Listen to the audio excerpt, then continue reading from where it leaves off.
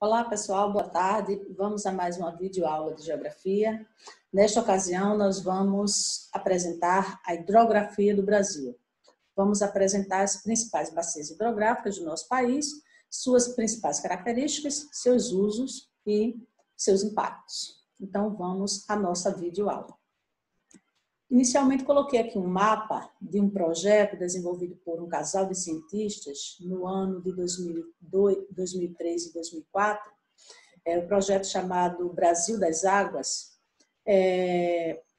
Estes cientistas eles mapearam os rios do Brasil a partir de seus impactos. Então coletaram 1.600 amostras de água durante 2 anos e destacaram então a qualidade da água neste mapa aí. Então, a gente, numa análise bem rápida, dá para destacar que nós temos boa parte da água das nossas bacias, né, dos nossos recursos fluviais impactados, né, na cor alaranjada aí, e principalmente pela atividade agrícola. Né, se destaca aí o impacto das nossas águas, principalmente pelas atividades agrícolas. E vejam que quanto mais adensada populacionalmente, né, as regiões, claro que os impactos, a pressão sobre as águas são maiores e logo a degradação, né, a qualidade das águas cai e a degradação é maior. Vamos dar sequência à nossa aula. Pois bem, considerando as águas superficiais, as águas continentais superficiais, nós temos inicialmente o critério de classificação gestão dos recursos. Se a gente classificar segundo esse critério, gestão de recursos, nós temos, aliás, as regiões hidrográficas do Brasil, né? A gente já apresentou isso em outra aula. Então, esse é um critério de classificação das águas superficiais. O outro critério que a gente vai usar hoje é o critério geográfico, o critério estabelecido principalmente pelo IBGE, que mapeou aí as bacias hidrográficas do Brasil. Então, se a gente usar o critério geográfico, que quer dizer a ocupação do território, a área ocupada por um rio, esse rio principal e seus afluentes, essa área é designada bacia hidrográfica. Então, é o critério da ocupação daquele território por aquele rio e considerando, claro, os elementos geográficos, né? O relevo, a água, o escoamento. Então, nós temos as bacias hidrográficas. E aí estão as principais, né, que se destacam no território brasileiro.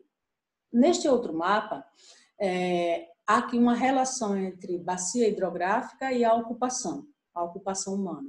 Então, nós temos aí essa bacia hidrográfica número 1, por exemplo, tem uma quantidade de habitantes bem menor se a gente comparar, por exemplo, com essa bacia número 10, né? Um adensamento populacional bastante significativo. O que é que isso quer dizer? Quer dizer que essa região aqui, essa bacia hidrográfica, a pressão sobre os recursos é muito maior que nessa região, né? Então, a disponibilidade de água para o uso humano aqui pode ser menor, né? Considerando que a necessidade é muito maior que nessa região. Pode, né? Não sei se é maior a necessidade, se a quantidade também é menor para essa população. O fato é que quanto maior o número de habitantes, claro, a pressão sobre os recursos hídricos aumentará. Pois bem, as bacias hidrográficas do Brasil. O IBGE classifica aí, é claro, só lembrando, né, que o Brasil tem a maior rede hidrográfica do planeta. O Brasil possui cerca de 12% das águas doces do planeta, está aqui concentrada, né? E então está agrupada em 4 bacias principais e 5 secundárias. As principais bacias hidrográficas do Brasil são essas 4 aí. A bacia do Amazonas, ou a bacia amazônica, a número 1, portanto, lá, né? A bacia hidrográfica do Tocantins, também chamada Tocantins-Araguaia. A bacia hidrográfica do Parnaíba e a bacia hidrográfica do São Francisco. Lembrando, senhores, sempre que a gente vai falar de águas, de bacia, considerando água, o termo bacia hidrográfica. Porque se eu disser apenas bacia do Amazonas, também tem as bacias sedimentares, né? E claro que aqui tem uma bacia sedimentar amazônica. Então, lembrar do termo, né, pode se referir a dois diferentes elementos, né? Bacia sedimentar do Amazonas existe sim, e a bacia hidrográfica do Amazonas, tá bom? Então é bom a gente não confundir e saber que pode ser usado o termo bacia para dois diferentes critérios. Bacias secundárias do Brasil, as hidrográficas secundárias, bacia do Prata, que abrange o Paraguai, o Paraná e o Uruguai, e as demais bacias aí, bacia do Atlântico Leste, bacia do Atlântico Nordeste Oriental, bacias do Atlântico Nordeste Ocidental, bacia do Sudeste, do Atlântico Sudeste e do Atlântico Sul. Por que essa diferença? Porque uma bacia tem nome de um rio e outras não. Essa classificação se dá porque na bacia do Tocantins-Araguaia, por exemplo, nós temos um rio principal importante, que se destaca do ponto de vista dos usos, do ponto de vista da extensão, do ponto de vista do volume de água, da importância para a região, e esse rio principal dá nome à bacia. Enquanto, por exemplo, no Atlântico Nordeste Ocidental, ou essas demais regiões, não tem um rio que se destaque do ponto de vista de sua importância, de sua extensão, que caracterize, dá nome deste rio à bacia, certo? Então, são agrupamentos de rios de menor extensão que esses rios que dão nomes a bacias. Então, por isso que nós temos agrupamentos de rios e sendo considerado como uma bacia hidrográfica, como a do Atlântico Leste, a do Atlântico Sudeste, por aí vai. Considerando aqui o Paraná, o Paraguai, são rios bastante importantes para o Brasil, né? De grande extensão e bastante importantes. Porém, eles se agrupam na imensa bacia internacional, né? Do Rio da Prata, que vai desaguar lá na Argentina, né, no Rio da Prata, portanto, e aí formam essa imensa bacia, que é a bacia do Rio da Prata. Por isso que eles estão aqui sendo considerados como bacias hidrográficas secundárias, ok? Vamos lá. Coloquei esse mapa aqui de relevo, que você já conhece muito bem. Por quê? Qual é a relação de relevo com bacias hidrográficas? Só para a gente destacar e caracterizar, ó, nós temos aqui o Planalto Central, né? Planalto das Guianas, e aí as principais feições de relevo do Brasil. Qual é a importância disso para a bacia hidrográfica? A gente sabe que as águas, geralmente, os rios surgem em áreas mais elevadas e vão escoando para a área mais baixa, né?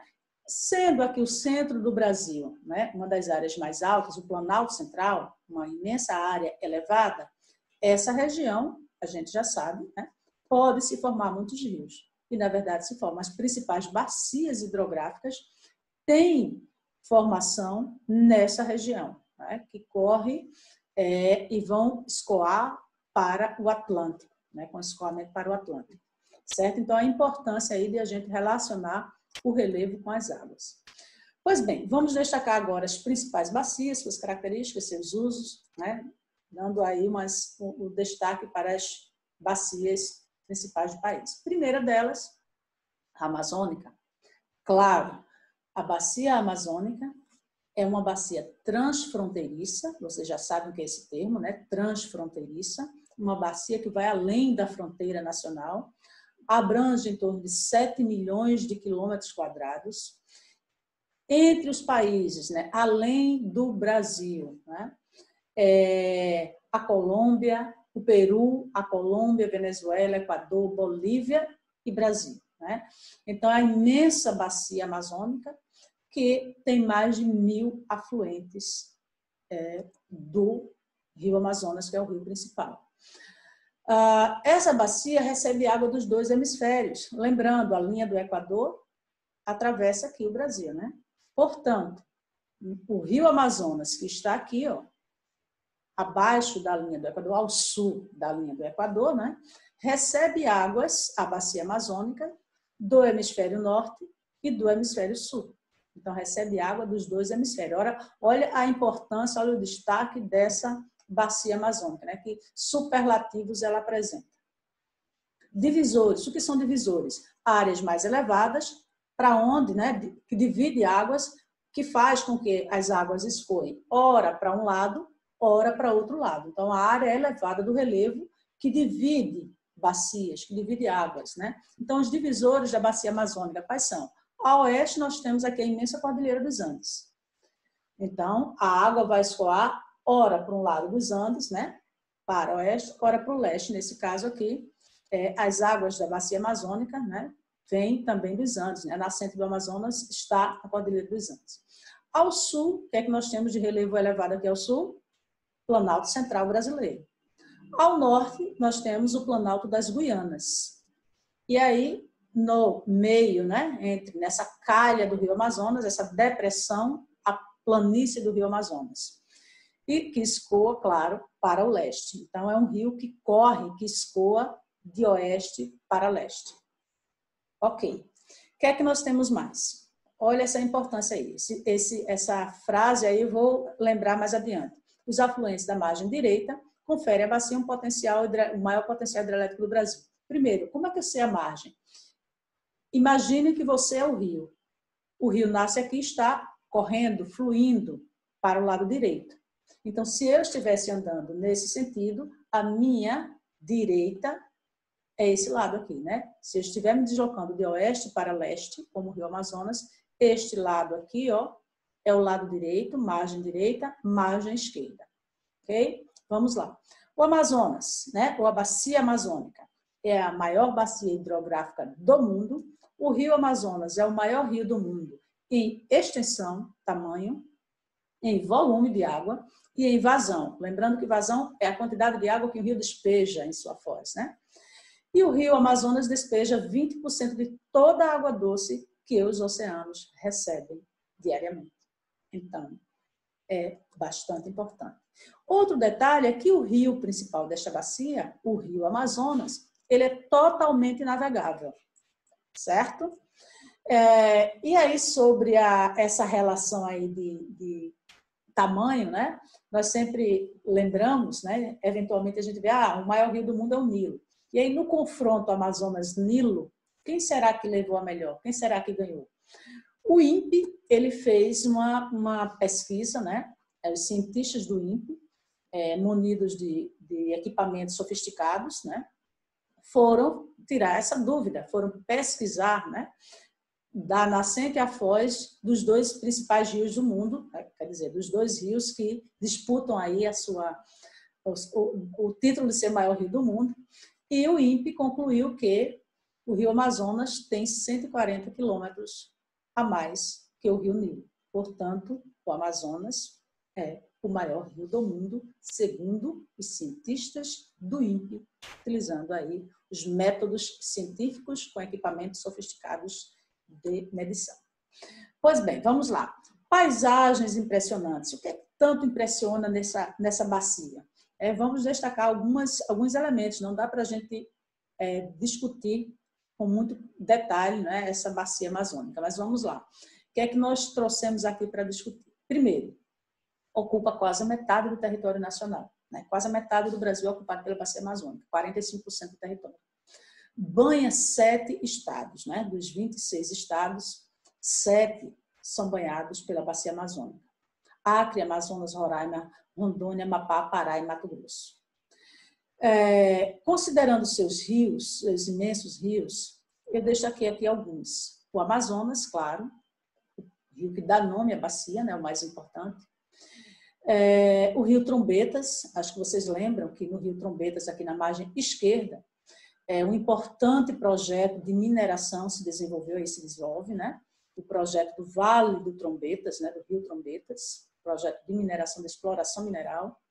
O Rio Xingu, destaquei porque o Rio Xingu, implantação de uma hidrelétrica, né? De grande porte, bastante polêmica, na margem direita, já bem próximo à foz, ao Rio Xingu. O Rio Madeira é importante elo de ligação da região centro-oeste com a região norte, navegável. O Rio Negro, né, que se destaca, por quê? Por que eu destaquei aí o Rio Negro? Tem uma importante caracterização, né, que atrai turistas, inclusive, né, devido à coloração de suas águas e o encontro deste com o Rio Solimões, né? Então, o Rio Negro. Trouxe esses aí. 80% das águas superficiais do território brasileiro estão aqui concentradas. Então, a região amazônica detém 80% das águas. Lembrando lá da quantidade de habitantes, aí, quantidade de habitantes bem menor, né, considerando outras bacias, mas detém 80% das águas. Provavelmente, os amazonenses, né, ou os habitantes da região amazônica, não têm problemas por água, né? Vamos lá. O que é que mais se destaca aí? A exuberância da paisagem, né? Vocês já ouviram falar da Vitória Régia. Alguns de vocês já devem ter visto, né? Essa planta aquática imensa, né? As pessoas sobem aqui, né? Ficam sobre a Vitória Régia, e que é uma atração turística por si só, né? Essa planta aquática. O Rio Negro, né? O encontro do Rio Negro com os Solimões, também é uma atração à parte. As águas mais escuras de um rio mais carregada de matéria orgânica, enquanto a coloração mais clara do outro, com muitos sedimentos, e esse encontro, né, já é uma atração à parte. O delta do Amazonas, lembrando, já falei para vocês, o Amazonas é um rio de foz mista, tem uma parte estuário e uma parte que forma um delta. Então, o delta do Amazonas, né, imensidão que forma aí o Golfão, que forma essa região imensa, o delta do Amazonas, outra atração. E nesse delta do Amazonas nós encontramos aí a ilha de Marajó, né? Uma imensa ilha brasileira, e que nessa ilha se destaca também a criação de búfalos, né? Bastante consumido agora por nós, né? O queijo de búfala. E detalhe, se vocês já viajaram para essa região, se vocês mergulharem no Oceano Atlântico, nessa região aqui, a água é doce na praia. A água não é salgada como o mar daqui, do Recife, por exemplo. Por quê? O fluxo de água do Amazonas é tão imenso de água doce sobre o mar, que você mergulhar nessa porçãozinha do Oceano Atlântico aqui, a água não é salgada. Garanto a vocês. Pois bem,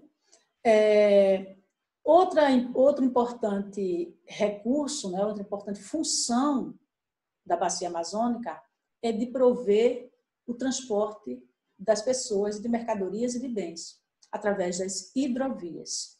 Então, as hidrovias, quem já morou no Amazonas sabe que o deslocamento se dá principalmente por embarcações, né? Embarcações através das vias fluviais. E eu trouxe essa notícia aqui do site da ANA, né, Agência Nacional de Águas, e nessa notícia diz que seca na Amazônia inflaciona o dia a dia. O que quer dizer isso? Se diminuir a quantidade de chuvas no Amazonas, se tiver uma seca na região amazônica, o que é que pode acarretar? A redução do fluxo, né, da quantidade de águas nos rios, nos furos, nos igarapés. Logo, o transporte pode ser viabilizado. E aí, o que é que diz aqui a notícia? Na região, os rios equivalem a estradas para boa parte da população. Se houver uma estiagem, os caminhos se tornam mais difíceis e vão encarecer as passagens e os alimentos. Então, a seca na Amazônia traz inflação, modifica o dia a dia de qualquer habitante, por conta do encarecimento dos produtos, que diminui a circulação, se torna mais difíceis. Nesse mapa, é o mapa do Sistema Aquaviário Nacional, né, das principais hidrovias do Brasil inteiro, hidrovias fluviais, né? E vejam a grande diferença, né, da região amazônica com as demais bacias, né? O grande destaque aí, a importância das hidrovias. E nesse zoom, nós temos alguns importantes portos fluviais, né, como o Porto de Manaus, o Porto de Santarém, o Porto de Macapá, o de Belém, o Porto de Humaitá, Porto Velho, né, o nome de um lugar, Porto Velho, né? Então, a importância dos portos fluviais, das conexões, né, e do transporte de bens, de mercadorias e de pessoas. Qual é, então, a principal importância econômica da bacia amazônica? Além, né, de prover água, óbvio, né? Mas qual é a importância? Que outros usos de importância econômica, de destaque econômico, ocorrem nessa bacia? Destacando aí principalmente as hidrovias, né? A gente já falou aí. Não só é importante para a circulação dos grandes produtos, mas até para o dia a dia da população, de todo mundo, né? Então, as hidrovias se transformam numa das principais funções da bacia amazônica. E nestes gráficos aqui, nós temos o uso dessas hidrovias por produto, escoamento de produto, transporte.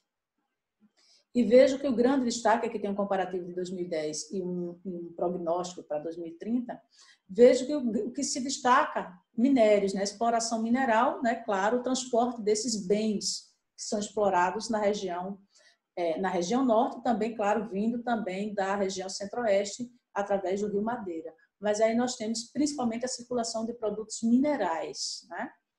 É o grande produto e para onde vai? Escoar via Porto de Belém para o mercado externo. A importância das hidrovias, né? E para a navegação, o dia a dia, né? A circulação das pessoas se dá a partir dos rios. A importância da bacia a partir da exploração mineral, né? É uma região de intensa atividade mineral, né? De grandes recursos minerais. E o terceiro uso que eu destaco aí é a pesca. Quem já foi ou já morou na região amazônica sabe que o alimento das pessoas de lá, o peixe faz parte da dieta diária, né? Então, os peixes, a pesca é uma atividade econômica muito importante dentro desta bacia hidrográfica. E, finalmente, eu trouxe aqui as hidrelétricas, né? O uso da bacia para a produção de energia elétrica. Sabendo que o Brasil, né, a energia elétrica produzida no Brasil é essencialmente a partir dos rios, né, a partir das águas. Então, nós temos aí este mapeamento, e prestem atenção aos detalhes, esses números pretos indicam que hidrelétricas planejadas, e verde, hidrelétricas instaladas, né, e algumas em obra. Então, visualizem e vejam a quantidade de hidrelétricas planejadas nesta porção da bacia. Lembrando a frase que eu citei anteriormente, os afluentes da margem direita do Amazonas conferem à bacia o maior potencial hidrelétrico do país. Potencial. Estamos dizendo que esta é a bacia mais usada para produzir energia? Não. Tem potencial. Ainda não está sendo explorado plenamente. Porém, há planejamento para uma intensa exploração da região amazônica, da bacia amazônica, para a produção de energia elétrica. Vejam que na margem esquerda, né, planejamento bem menor que na margem direita. O que é que nós temos aqui? Por que esse lado? Planalto Central, rios, né, de maior queda d'água, que propiciam, portanto, a instalação de usinas hidrelétricas. Olha o rio Tapajós, né? Quantas hidrelétricas estão sendo planejadas para o rio Tapajós? Pelo menos 4, certo? Olha o rio Aripuã. Então, vejam a quantidade de... Aqui esse mapeamento, esse mapa mais atual, né, da ANEEL, Agência Nacional de Energia Elétrica, de 2019, do ano passado, e vejam que o volume, né, aqui a coloração mudou, mas algumas em operação já aumentaram, né, o número de hidrelétricas que já estão em operação na região amazônica aumentou bastante, daquele mapeamento para esse, e planejadas também se proliferaram, né, bastante usinas hidrelétricas planejadas para a bacia amazônica. Lembrando, né, que para a produção de energia, para a instalação de uma hidrelétrica, tem que haver uma área de inundação, né? Tem que haver esse reservatório para que essa vazão seja constante e mantenha essa vazão constante para girar as turbinas e gerar energia. Então, imaginem, por que polêmica? Por que as hidrelétricas na região norte são polêmicas, na bacia amazônica? Porque para inundar uma área imensa dentro de uma região de floresta, né, é preciso, então, inundar áreas florestadas. E, nesse caso, eu trouxe aqui o destaque de Belo Monte, né? A usina de Belo Monte, que foi uma grande polêmica, a sua construção, e que é a maior usina, então, a usina de Belo Monte, no Rio Xingu, no estado do Pará, é a maior usina 100% brasileira. Lembrando que Itaipu não é totalmente brasileira, né? Ela é binacional. a maior usina 100% brasileira está aí na bacia amazônica, portanto. É a terceira maior do mundo. Possui 18 turbinas em plena operação, já foi inaugurada, né? Agora há pouco. Totalmente está em operação e, para ser instalada, ocupou áreas de 5 municípios do Pará. Então, toda a operação, toda a instalação, esse lago de inundação, ocupou parte de 5 municípios. Então, imaginem aí o porquê esses empreendimentos geram tanta polêmica, né? Porque, nesse caso, tem impactos socioambientais também, né? Populações indígenas, a floresta amazônica, a alteração dos ecossistemas de peixes, mas está aí o empreendimento que gera mais de 11 mil megawatts de energia elétrica para o país, né? A USP fez um estudo, né, de impactos ambientais a partir das hidrelétricas na região amazônica. E nesse estudo da USP, destacou que o debate sobre a utilização da bacia amazônica para a expansão da hidroeletricidade, né, para produzir hidroeletricidade, não deve considerar apenas o potencial energético, né, a capacidade de gerar energia, os benefícios econômicos advindos daí, né? É necessário gerar energia, isso é importante, mas também precisa ser levado em conta os impactos socioambientais nessa região, né? Está aí mais uma vez a usina de Belo Monte no início da sua construção, né? Aqui ainda sobre, lembra lá do Rio Tapajós, destaquei o Rio Tapajós, né? Pelo menos 4 usinas estão sendo planejadas para esse rio. Outro estudo, né, sobre as hidrelétricas nessas áreas destaca que o Rio Tapajós é um dos mais ameaçados, né, na construção de novos empreendimentos de energia elétrica, né, de produção de energia elétrica a partir de usinas hidrelétricas. Esse estudo foi publicado numa revista internacional e aí nós temos elementos, então, para traçarmos algumas análises, né? Pois bem, essas hidrelétricas se concentram principalmente no chamado Arco do Desmatamento, uma região que está sendo avançada na floresta amazônica. E também, além das hidrelétricas, claro, tem os cultivos, né, as pastagens, que vão ocupando o lugar da floresta e vão aumentando, então, a atividade agropecuária e a atividade aí de produção de energia para o país. Segunda bacia, né, que a gente vai destacar, né, segunda bacia destaque no Brasil, a bacia do Tocantins. Alguns chamam bacia do Tocantins-Araguaia. São 2 rios imensos, e, eventualmente, a bacia pode ser chamada pelos nome dos 2 rios, né, principais, bacia Tocantins ou bacia Tocantins-Araguaia, ok?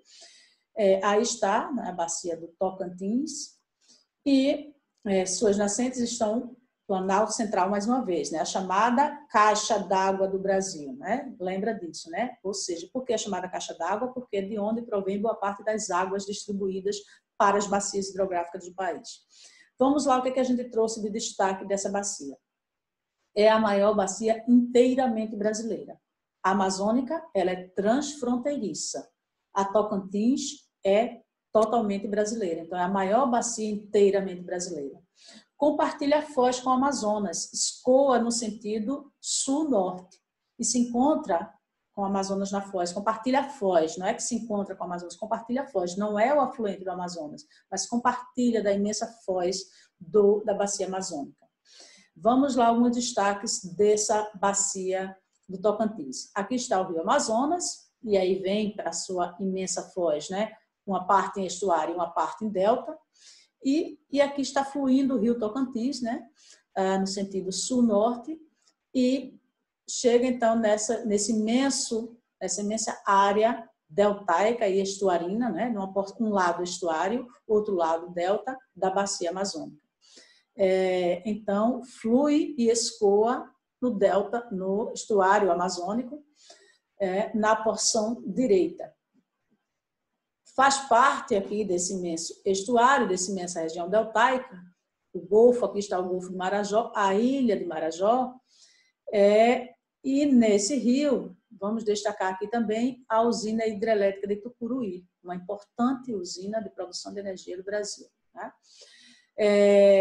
Que mais? Ocupa 11% do território, em 5 estados, mais o Distrito Federal. Então, região central do país, né? A importância econômica dessa região, o que é que essa região tanto produz?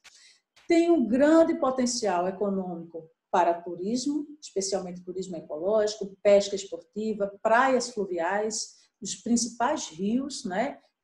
Seus sedimentos criam praias, as praias fluviais. A Ilha do Bananal, vamos destacar, o Parque Estadual do Jalapão, importante destino turístico do país também, o Parque da Chapada dos Veadeiros, então tem uma atração turística bastante forte a bacia do Tocantins, tal qual como a bacia amazônica também. Vamos lá, aqui está a região do Rio Tocantins e a região da Ilha do Bananal. Vamos destacar mais uma vez. Então, a importância econômica. Geração de energia elétrica, né? Na usina de Tucuruí, a usina, segunda maior usina totalmente nacional. A agropecuária, né? A bacia do Tocantins está na região, se concentra principalmente na região centro-oeste, que é a região de maior produção de grãos, né? Especialmente a soja, e de pecuária, né? E aí eu trouxe uma notícia: Mato Grosso passará a vender mais carnes para a China, 7 frigoríficos são autorizados a exportar carne bovina, então a exportação de carne bovina. O turismo aqui trouxe 2 elementos. A Ilha do Bananal fica no rio Araguaia, o rio Araguaia é navegável, o rio Tocantins também. No rio Araguaia não tem instalação de usinas hidrelétricas, e sim no Tocantins. E no rio Araguaia nós temos aí a maior ilha fluvial do mundo. Lembrando a vocês, a Ilha do Bananal é menos da metade da Ilha de Marajó. Aqui está a Ilha de Marajó, que por acaso o rio Tocantins chega até lá, né? A Ilha de Marajó tem mais do que o dobro do tamanho da Ilha do Bananal. E por que a Ilha do Bananal é a maior ilha fluvial do mundo? Fica a reflexão para vocês. Ilha do Bananal, 25 mil quilômetros quadrados, maior ilha fluvial do mundo, e isso é um atrativo turístico da região da bacia do Tocantins. O Parque Nacional do Jalapão, 34 mil quilômetros quadrados, dunas, uma imensidão de rios, de águas transparentes, muitos fervedouros. O que são fervedouros? São nascentes de rios. Então, essa nascente, as pessoas ficam em águas transparentes, nesses pequenos concentrações de água de nascentes, e aí as pessoas não afundam, porque fica esse fluxo de água, né, o fluxo do olho d'água ascendendo, e eles são chamados de fervedouros pela população local. Então, é uma área de grande atração turística do Brasil, na bacia do Tocantins. A bacia do Tocantins também se destaca por suas hidrovias. E aqui nós temos em destaque o mapeamento de portos na bacia do Tocantins. Olha a quantidade de portos, 9 portos no Rio Tocantins, todos no Rio Tocantins. E aí, qual é a importância disso? Ainda tem mais 2 portos aqui, ó, Chavante e Araguaia. Aqui, no meio desses 2, é que tem a Ilha do Bananal, fica nessa região aqui. Qual é a importância disso? Dessas hidrovias interligando, então, essa região centro-oeste com a região norte, né? Faz essa ligação aí. A hidrovia aí, eu vou destacar uma eclusa, a eclusa de Tucuruí. Na região da usina hidrelétrica de Tucuruí, nós temos uma eclusa, a eclusa de Tucuruí. O que é uma eclusa? Eclusa é como se fosse um elevador para navios no rio. É para romper desníveis. Então, nós temos aqui um patamar de relevo e este outro lado, esta outra porção do rio, tem um patamar diferente. Então, para a embarcação conseguir navegar pelo rio, se constrói uma eclusa para que ela entre nessa caixa, né? E aqui tem o nível d'água, enche de água, e do outro lado, baixa o nível d'água, abre a comporta, libera a água e a embarcação circula tranquilamente, certo? Então, são eclusas. Aí é a eclusa de Tucuruí, uma das eclusas de Tucuruí. A importância das hidrovias do Tocantins, o que é que mais se transporta? O que é que a gente pode imaginar? E aí, claro, a previsão a 2010 e o prognóstico para 2030. O que é que se destaca? Claro, né? Minérios e produtos agropecuários. Veja que aqui um destaque para essa coloração verde, ferro e animais vivos. Também transporta animais vivos via hidrovias, né? Então, a importância para o escoamento da produção nacional para o mercado externo dessas hidrovias. E lembrando que as hidrovias formam um dos meios de transporte mais baratos, certo? Então, daí a importância também de construção e de manutenção dessas hidrovias. A interligação das hidrovias Tocantins com a hidrovia do Amazonas até o Porto de Conde, no Pará, e até o Porto de Belém, né? Essa região de Belém está muito próxima dos principais mercados externos que o Brasil envia seus produtos, como a América do Norte, a Europa e o Oriente Médio. Então, veja a importância da interligação dessas hidrovias, né, no porto marítimo que vai exportar os nossos produtos, né, os minérios e os bens agrícolas, carne e grãos, né? A importância desses mecanismos, desses rios, dessas bacias e de suas hidrovias. Quais são os principais impactos nessa bacia? Os impactos decorrem dos usos que a gente faz do recurso. Então, os principais usos geram os principais impactos. Quais são os principais usos da bacia do Tocantins? Então, os principais usos são exploração mineral, atividades agropecuárias, como o cultivo de soja principalmente, e a pecuária, e instalação de hidrelétricas, né? Então, são os três grandes usos econômicos da bacia. E claro que esses usos trazem seus impactos, né? E aí nós temos, por exemplo, na bacia do Tocantins, nós temos 8 usinas hidrelétricas operando e mais 9 previstas. E claro que esses grandes empreendimentos trarão grandes impactos socioeconômicos, socioambientais, né?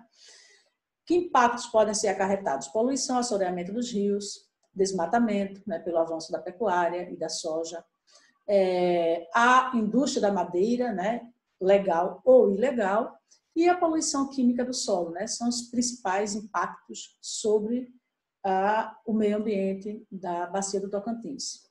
Lembrando, o uso da água para irrigação é 62% da demanda total, da necessidade total, 62% é para irrigação. E eu coloquei aqui uma pergunta, né? Isso aí, por que tanta água? Porque, principalmente na região do Araguaia, há o cultivo de arroz por inundação. Se cultiva bastante, então há necessidade de água para irrigação. E esse uso de água, essa necessidade de água para irrigação pode causar um impacto social. Por quê? Porque, o que vocês acham? Quanto maior necessidade de água para irrigação, pode provocar um impacto social. Que tipo de impacto é esse? Reflitam. Isso é para vocês refletirem, depois a gente discute.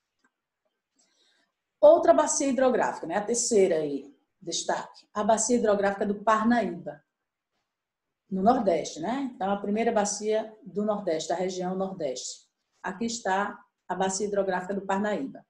Ocupa cerca de 4% do território, né? Uma pequena área, em 3 estados, né? 3 estados nordestinos, Ceará, Piauí e Maranhão. Abrange 279 municípios e boa parte dessa bacia está localizada no semiárido. Isso é um problema ou isso é uma solução para os habitantes da área? É a segunda bacia mais importante da região Nordeste. Qual é a primeira bacia mais importante da região Nordeste? A gente ainda não falou, né? É a segunda mais importante.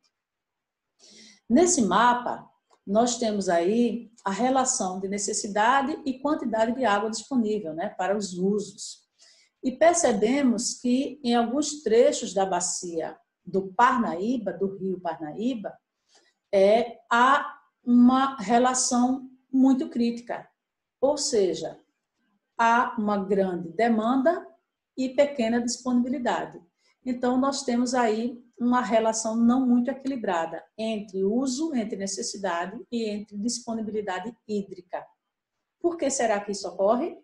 Porque a bacia está localizada na região semiárida, né? E aí é uma carência quantitativa também, né? A quantidade de água que cai na bacia não é tão elevada. E aí traz problemas para a disponibilidade de água para os principais usos. As chuvas ocorrem de modo intermitente, né, na região semiárida. E claro que isso acarreta, né? A média de chuva dessa região é muito baixa em relação à média nacional. Isso vai acarretar, então, na disponibilidade para os usos. Então, a escassez de água é apontada como um dos motivos para o baixo índice de desenvolvimento. Essa é uma das regiões do Brasil de maior atraso econômico, de menor desenvolvimento socioeconômico da população. E um dos motivos para esse baixo desenvolvimento econômico está relacionado à disponibilidade de água. Será que isso tem relação? A disponibilidade de água pode acarretar num baixo desenvolvimento econômico e social de determinada região, certo? Uma das explicações é essa aí. Nós temos aqui o rio Parnaíba, né, atravessando a cidade de Teresina, no Piauí, e vejam essas áreas mais claras, são bancos de areia, a sedimentação. Isso é um problema ambiental, né? Vocês sabem disso, o assoreamento do rio pode acarretar uma série de desequilíbrios, né? Inclusive inundação para a cidade em épocas de cheia. Projetos de hidrelétricas no rio Parnaíba. O rio Parnaíba, né, ou a bacia do Parnaíba, é uma bacia com pouca chuva, né? Uma bacia que atravessa a região semiárida, portanto, baixa disponibilidade hídrica. Existe apenas um empreendimento instalado, né? Uma usina hidrelétrica na bacia do Parnaíba, que é a Bacia da Boa Esperança, no rio Parnaíba.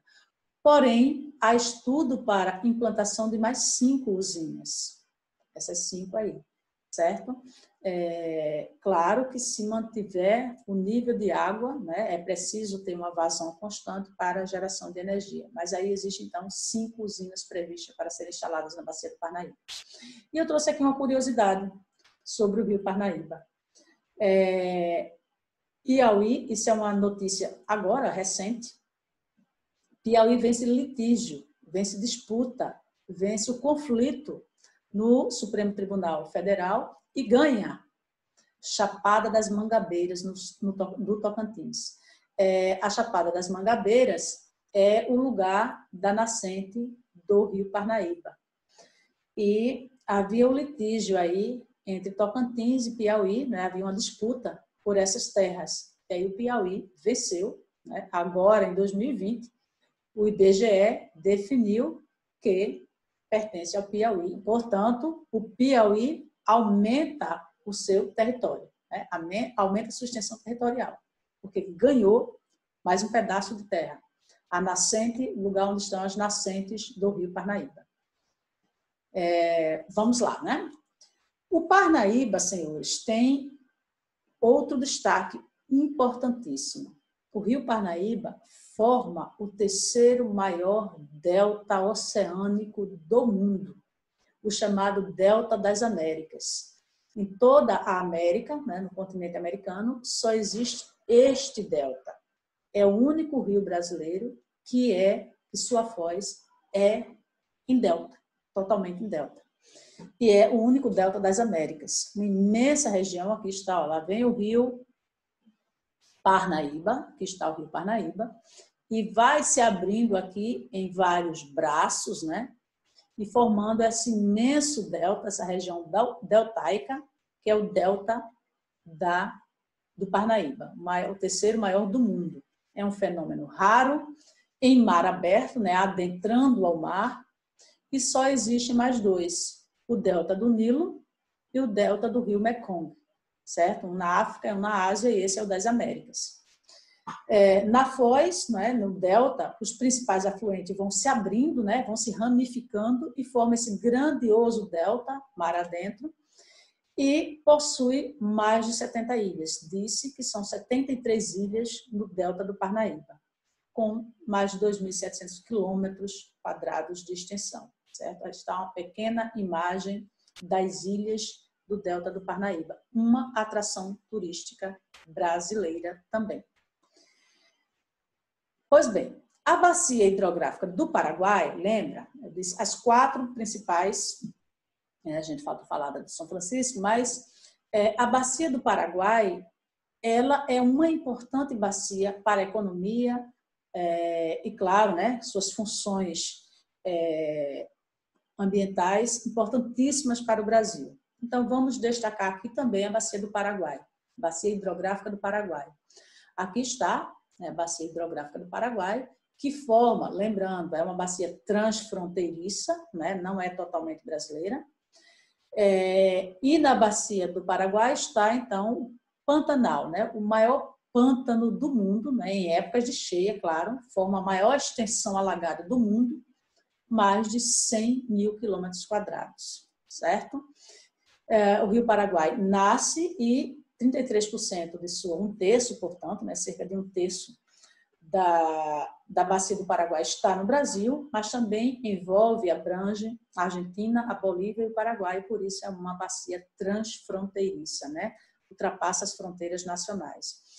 Cerca de 4%, né, um pouco mais de 4% do território brasileiro, em 2 estados, Mato Grosso e Mato Grosso do Sul, por isso o Pantanal Mato Grossense, né?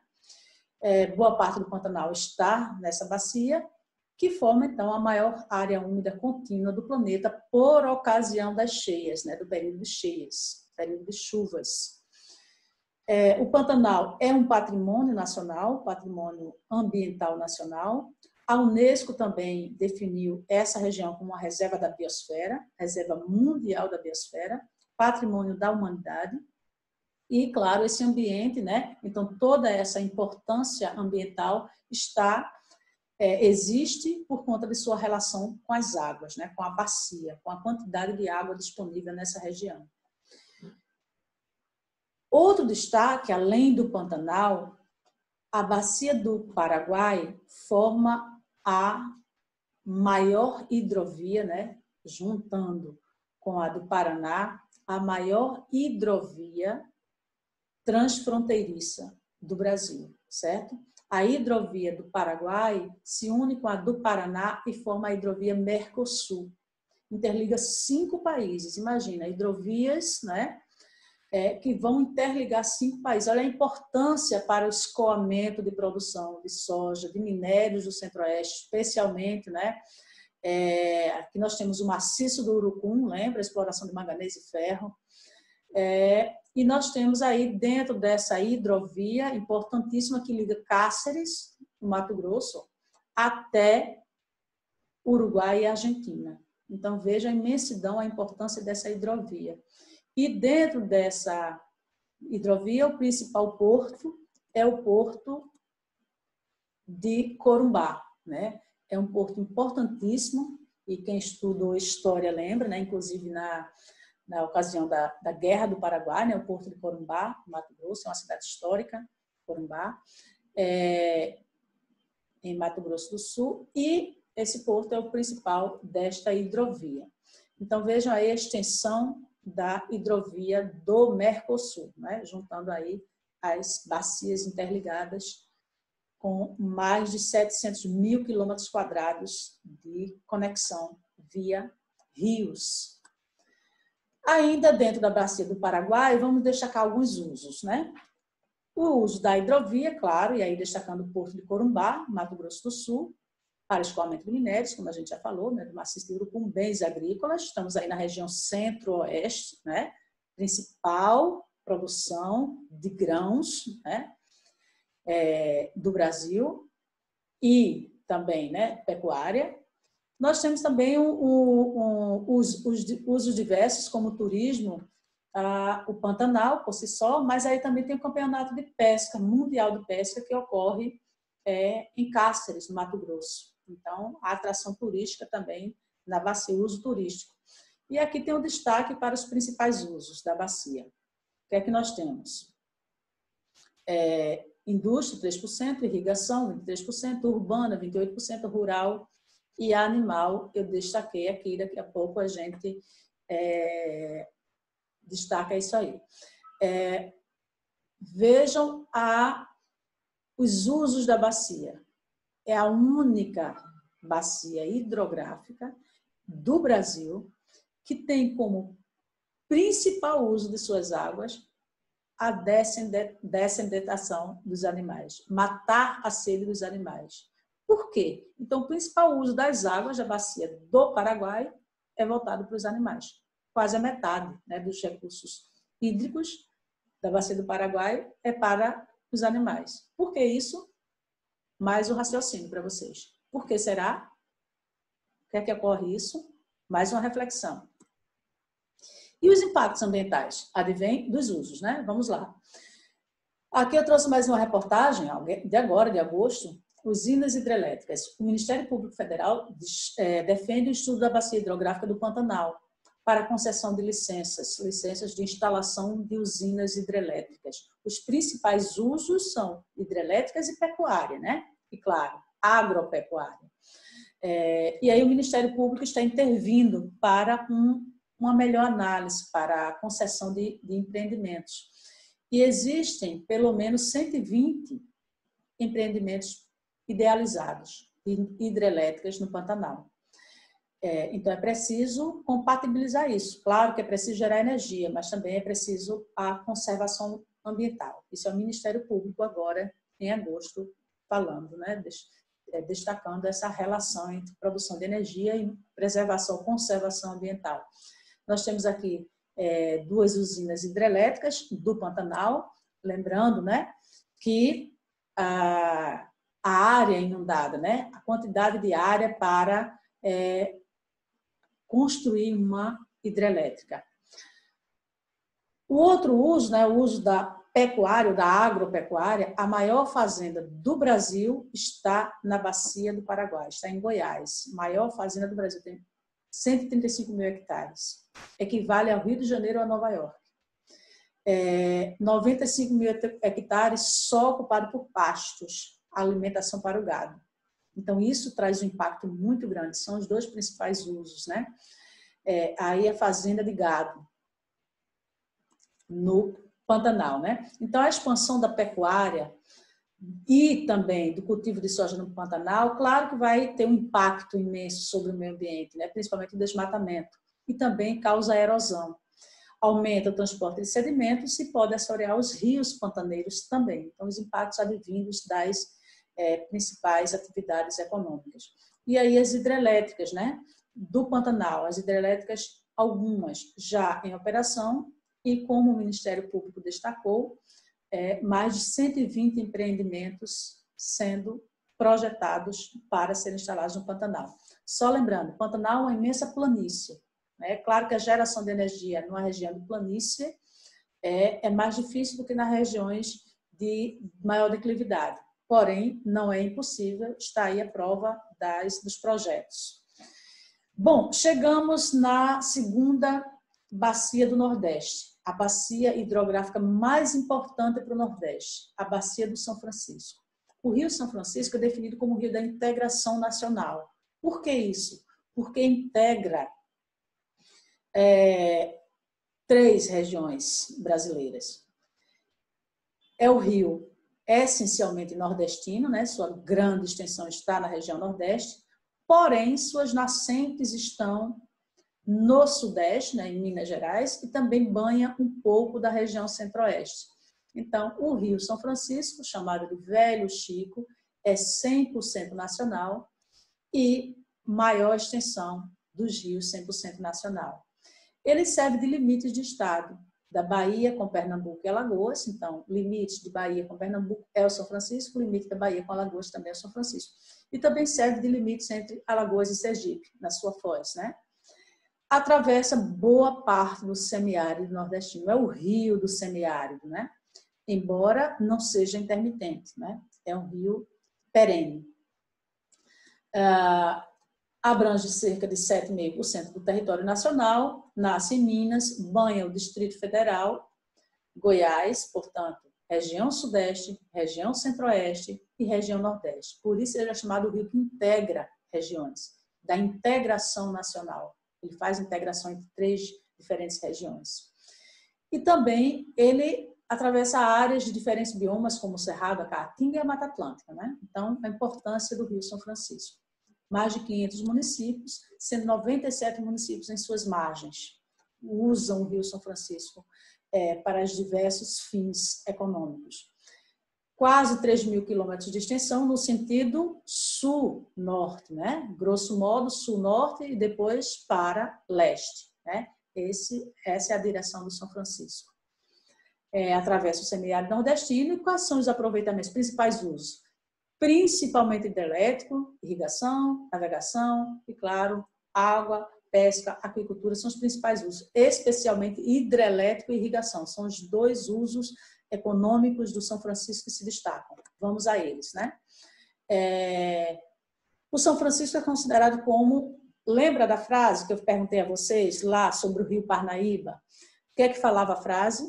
A região da Bacia do Parnaíba é atrasada economicamente por conta da dificuldade, né, de água, né, a disponibilidade de água, que não é tão abundante.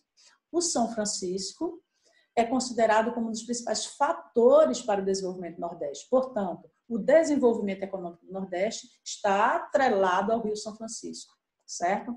Olha a mesma relação lá, né, do Parnaíba com o desenvolvimento econômico. O principal uso econômico, geração de energia, em segundo lugar, irrigação. Considerando geração de energia, que é o principal uso econômico, nós temos aí 9 usinas hidrelétricas, todas instaladas no Rio São Francisco, no principal rio da bacia. Olha a importância para a geração de energia para o Nordeste. A CHESF, o que é a CHESF? Companhia Hidroelétrica do São Francisco. É o órgão que produz e administra a energia que vem para a gente. Então, do São Francisco, certo? Os 9 empreendimentos instalados todos em apenas um rio. Olha a importância aí do São Francisco para a nossa energia. E aí, destacando, né, primeiro deles, né, o único que não está na região Nordeste, dos grandes, claro, é de Três Marias, que fica em Minas Gerais, certo? E além desses 9, são 9 principais, 9 usinas hidrelétricas principais, tem outras menores, chamadas de centrais hidroelétricas, certo? Ou pequena central hidrelétrica. Ok? Essas são as 9, são 9 usinas, 9 imensas usinas de geração de energia. E claro, cada usina tem o seu reservatório, tem a sua barragem, né? O outro uso econômico que eu citei foi a irrigação. E olha aí uma reportagem, um texto, um destaque. Fruticultura alavanca empregos no Vale do São Francisco. Nos últimos 10 anos, a geração de vagas no setor agropecuário cresceu 26%. E essa expansão deve-se ao cultivo de manga, principalmente manga e uva, no São Francisco. É uma reportagem do ano passado, né, de 2019. E o faturamento dessa produção, mais de 2 bilhões por ano. Destaques de 2 produtos, manga e uva para exportação. Então, é o chamado fruticultura irrigada. Petrolina é o município de destaque, Petrolina em Pernambuco. É a segunda maior produtora de vinhos do país.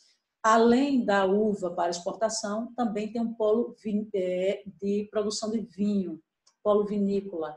Então, segunda maior produtora de vinhos do país. E, claro, maior exportador de manga. 30% das exportações de frutas do país inteiro vem dessa região do Vale do São Francisco. A fruticultura irrigada. Aí está a manga, né?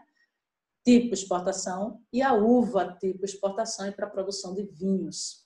Então, vamos lá. Os principais usos de águas da bacia hidrográfica do São Francisco. Olha, 86% para a irrigação. Olha a importância. E aí os demais usos. Ainda sobre o São Francisco, nós temos um projeto polêmico, né, que agora já está em fases de conclusão, que é o projeto da transposição do São Francisco. Começou lá em 2006, 2005, 2006. Estamos há mais de quase 15 anos, né, de execução e ainda não foi concluído. É o projeto da transposição. O que é transpor? Levar de um lugar para o outro, transpor as águas do São Francisco. Esse projeto, ao todo, soma 477 quilômetros de extensão, é o maior empreendimento hídrico da história do Brasil e divide-se em 2 eixos, né, 2 cortes. O Rio São Francisco é cortado aqui em 2 partes, né, assim, em 2 canais que vão levar água através desses 2 canais principais, o eixo leste e o eixo norte, para outros estados do Nordeste. Lembrando aí que vai aumentar, né, está aumentando a área da bacia do São Francisco, que inicialmente não banhava Paraíba, não banhava Rio Grande do Norte, não banhava Ceará.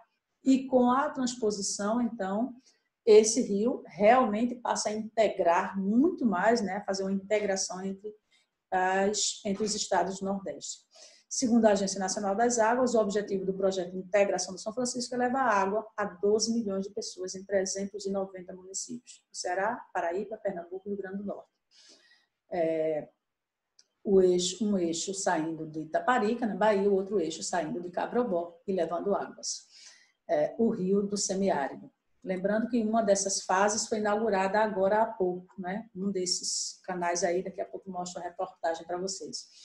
Essa etapa aqui, ó, foi inaugurada agora em agosto de 2020, inaugurada mais uma etapa da obra da transposição, né, que já dura cerca de 15 anos, e com essa inauguração, um pouco mais de 60%, 65% da obra foi concluída, está sendo concluída.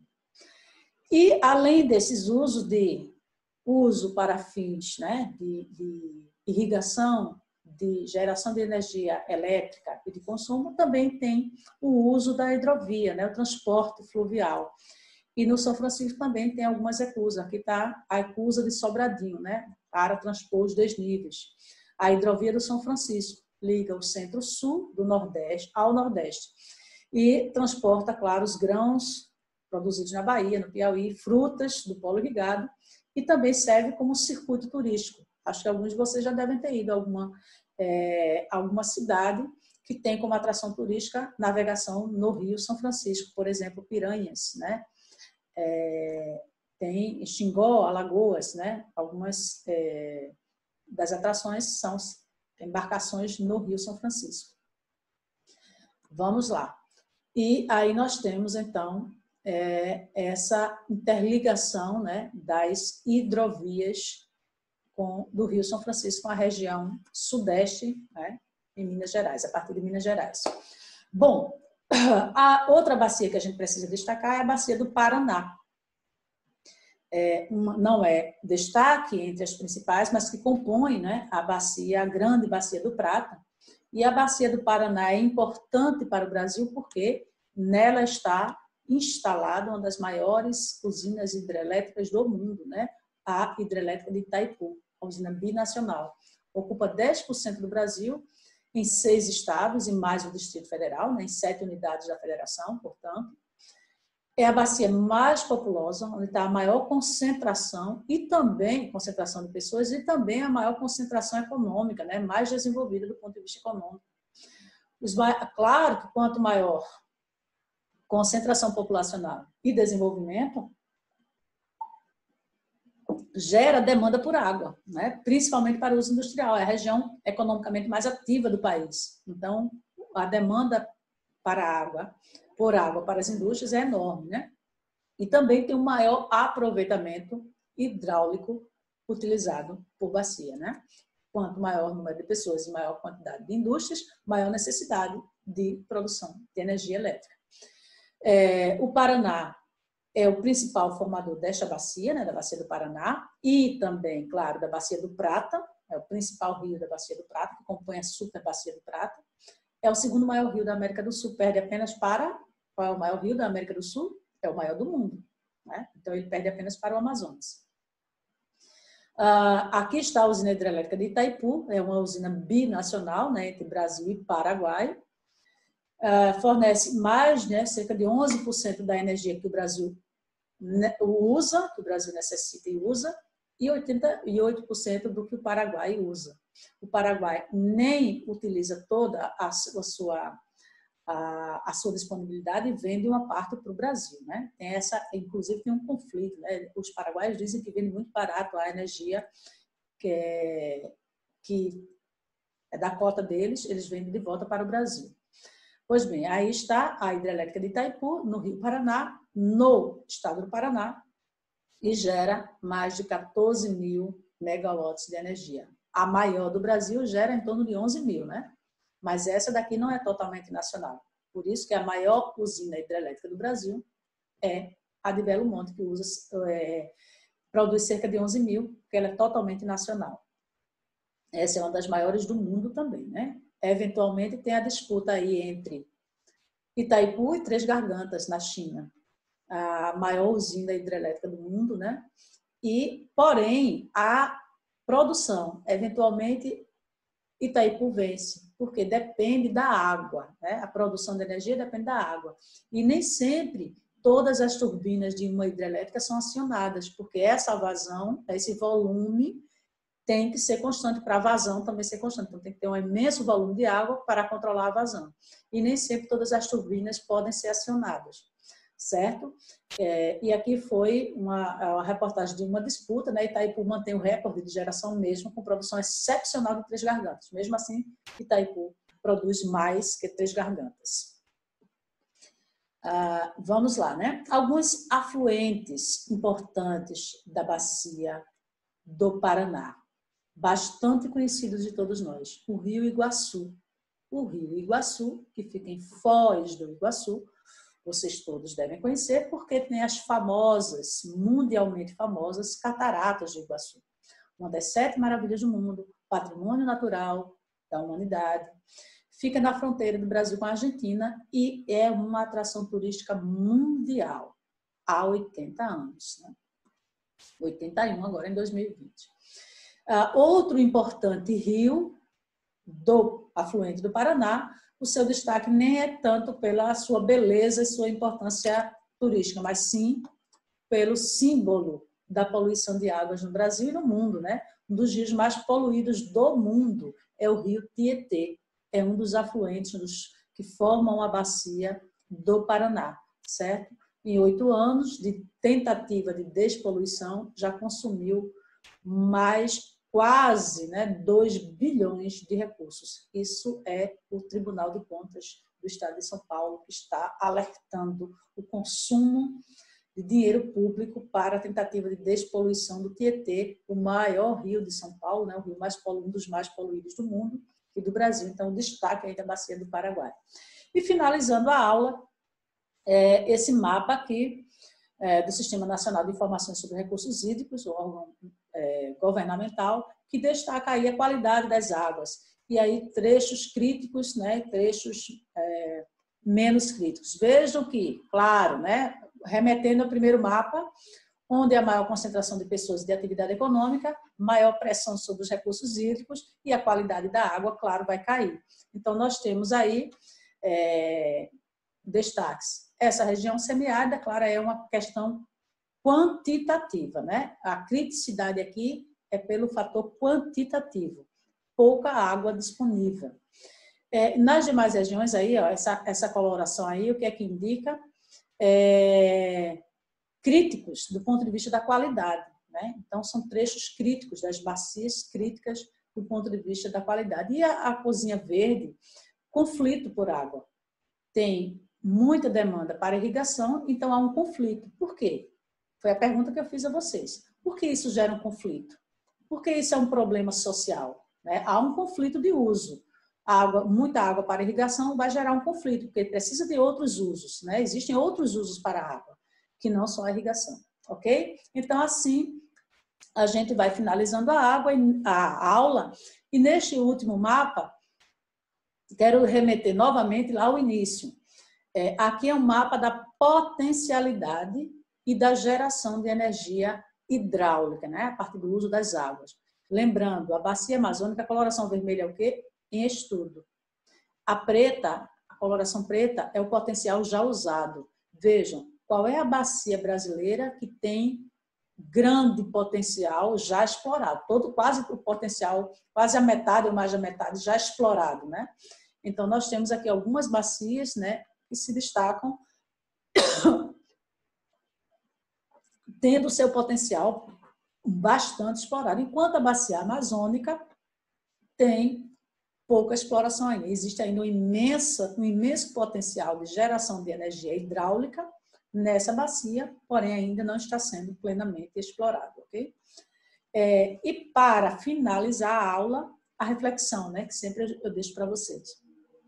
Primeiro, um vídeo sobre a transposição do São Francisco, bem interessante, que vai mostrar a evolução e em como estão as obras, né, o que é que vai acontecer com a conclusão dessas obras, da transposição do São Francisco, que é um projeto também polêmico, porque pode reduzir a água, a vazão do São Francisco, inclusive nas hidrelétricas, pode prejudicar.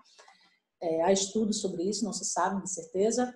E o segundo item da nossa reflexão final é para vocês lerem e escutarem uma música bastante antiga, da década de 70, se não me engano, cujo título é Sobradinho, é o título da música, de Sai Guarabira. Vocês vão ler, aqui está o link para o acesso à música, e vão analisar esse mapa. E este mapa destaca o quê? A partir de imagem de satélite, não é? Imagem de satélite do reservatório da usina hidrelétrica de Sobradinho. Sobradinho é uma usina hidrelétrica no São Francisco, uma das mais importantes, a maior usina hidrelétrica do São Francisco, é Sobradinho. E aqui está o lago, né, o reservatório de Sobradinho, dessa usina hidrelétrica. Aqui nós temos alguns municípios, aqui são nomes de municípios: Casa Nova, Remanso, Pilão Arcado, Centro Sé, Sobradinho. Então, esses, chique também. Aqui é a imagem de satélite do reservatório e aqui era o município, né? Aqui é os limites dos municípios, vejam. Aqui é em amarelo os limites dos municípios, tá bom? Os municípios e o lago. E aí, escutem, analisem a música e respondam. Qual é a relação da música com essa imagem abaixo? Tá bom? Para vocês refletirem e depois a gente discute e pode postar lá no OpenRedu a resposta para a gente comentar, ok? Obrigada pela atenção e bons estudos para vocês. Até mais.